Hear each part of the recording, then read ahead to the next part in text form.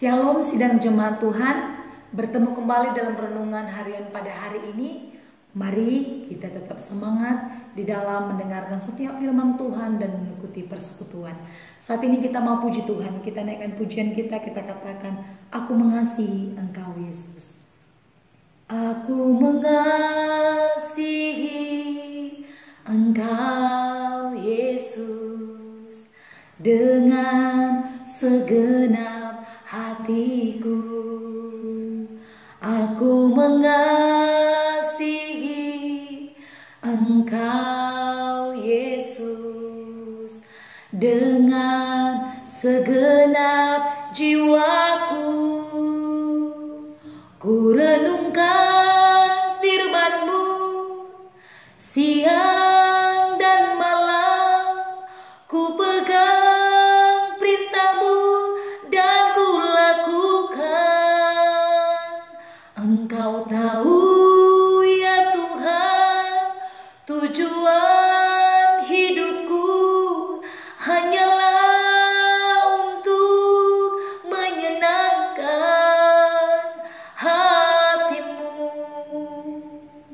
Ku renungkan firman-Mu siang dan malam, ku pegang perintah-Mu dan ku lakukan. Engkau tahu ya Tuhan, tujuan hidupku hanyalah untuk menyenangkan hati-Mu. Puji Tuhan, sidang jemaat diberkati oleh Tuhan. Saat ini kita mau mendengarkan firman Tuhan. Kita membuka Alkitab kita di dalam 2 Samuel pasal 3 ayat 17 sampai ayat yang ke-26. Saya akan membacakan bagi kita semua. Sementara itu berundinglah Abner dengan para tua-tua orang Israel, katanya, telah lama kamu menghendaki Daud menjadi raja atas kamu.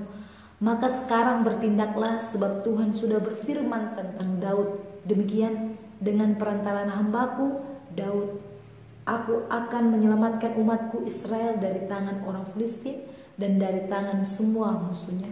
Abner berbicara dengan orang Benyamin. Pula Abner pergi membicarakan dengan Daud di Hebron segala yang sudah dipandang baik oleh orang Israel dan oleh seluruh kaum Benyamin. Ketika Abner datang kepada Daud di Hebron bersama-sama 20 orang, maka Daud mengadakan perjamuan bagi Abner dan orang-orang yang menyertainya. Berkatalah Abner kepada Daud, baiklah aku bersiap untuk pergi mengumpulkan seluruh orang Israel kepada tuanku raja, supaya mereka mengadakan perjanjian dengan tuanku dan tuanku menjadi raja atas segala yang dikehendaki hatimu. Lalu Daud membiarkan Abner pergi dan berjalanlah ia dengan selamat. Anak buah Daud dan Yoab baru saja pulang setelah mengadakan penggerebekan dan mereka membawa pula jarahan yang banyak. Tetapi Abner tidak lagi bersama-sama Daud di Hebron, sebab ia telah dilepasnya pergi dengan selamat. Ketika Yoab bersama dengan segenap tentaranya sudah pulang, diberitahukan kepada Yoab, demikian Abner bin Ner telah datang kepada raja dan ia sudah dibiarkan pergi dengan selamat. Kemudian pergilah Yoab kepada raja, katanya, apakah yang telah kau perbuat? Abner telah datang kepadamu, mengapa engkau membiarkannya begitu saja? Apakah engkau tidak kenal Abner bin Ner itu? Ia datang untuk memperdaya engkau dan untuk mengetahui gerak-gerikmu dan untuk mengetahui segala yang hendak kau lakukan. Sesudah itu keluarlah Yoab meninggalkan Daud dan menyuruh orang menyusul Abner, lalu mereka membawanya kembali dari perigi Sira tanpa diketahui Daud. Puji Tuhan, sidang jemaat yang diberkati oleh Tuhan. Pada kesempatan ini kita masih belajar firman Tuhan dari 2 Samuel pasal 3 dan saat ini ayat 17 sampai ayat yang ke-26 dengan tema Abner berpihak kepada Daud. Sidang jemaat yang diberkati oleh Tuhan, kita mengetahui kalau kita mendengarkan renungan yang hari sebelumnya berbicara tentang bagaimana Abner berpihak kepada Daud. Kita melihat sejarahnya mengapa Abner berpihak kepada keluarga Daud. Kita melihat bahwa Abner dituduh oleh Isiboset menghampiri gundik ayahnya sendiri, dan dia difitnah, sehingga melalui fitnahan tersebut Abner menjadi kecewa terhadap keluarga Saul. Dia tidak mau berpihak lagi kepada keluarga Saul. Karena apa? Karena dia difitnah tanpa ada barang bukti sama sekali. Oleh karena itu, dari fitnah tersebut Abner tidak mau lagi berpihak kepada keluarga Saul, tetapi dia mau berpihak kepada Daud. Sidang jemaat yang diberkati oleh Tuhan, kita tahu Abner ini adalah panglima Saul, dan selama ini Abner selalu setia dan semakin setia dan selalu setia kepada keluarga Saul, dan dia orang yang sungguh-sungguh mengikuti Saul. Namun karena fitnah yang dilakukan oleh Isiboset menuduh dia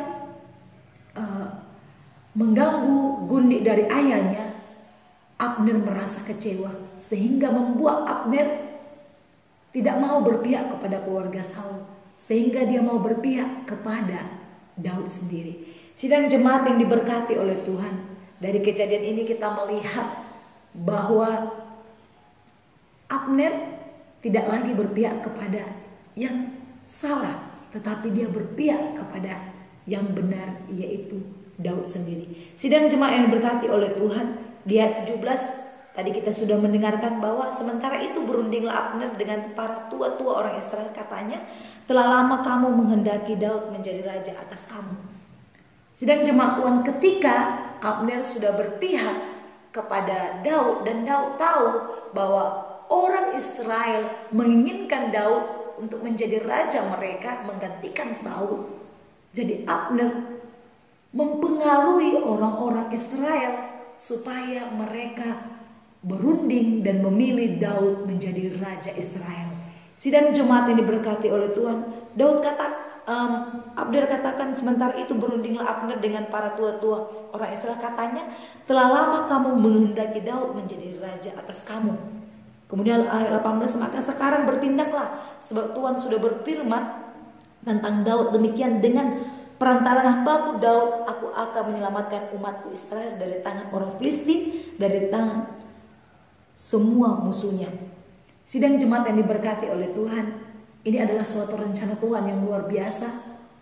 Melalui Abner, dia mempengaruhi orang Israel untuk memilih Daud menjadi raja atas mereka. Dan ini juga sudah ditetapkan oleh firman Tuhan, dan ini juga sudah ditetapkan oleh Allah sendiri, bahwa memang yang menggantikan Raja Saul menjadi raja atas orang Israel, yaitu Daud sendiri, yang akan menyelamatkan umat Israel dari tangan musuh, yaitu orang Filistin, dan dari tangan seluruh musuh-musuh yang mengganggu orang Israel. Jadi sidang jemaat Tuhan, melalui Abner, walaupun Abner yang awalnya dia setia taat kepada keluarga Saul, namun melalui hal ini dia berpihak kepada Daud, sehingga Tuhan memakai Abner untuk supaya orang Israel berunding dan mereka boleh memilih Daud menjadi raja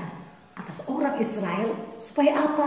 Supaya firman Tuhan boleh digenapi, yaitu melalui Daud menjadi raja, orang Israel dapat diselamatkan dari orang Filistin dan dari beberapa musuh yang lainnya. Kemudian sidang jemaat yang diberkati oleh Tuhan, ayat 19 dikatakan, Abner berbicara dengan orang Israel Benyamin, pula Abner pergi membicarakannya dengan Daud di Hebron segala yang sudah dipandang baik oleh orang Israel dan oleh seluruh kaum Benyamin. Kemudian di ayat yang ke-20, ketika Abner datang kepada Daud di Hebron bersama-sama 20 orang, maka Daud mengadakan perjamuan bagi Abner dan orang-orang yang menyertainya.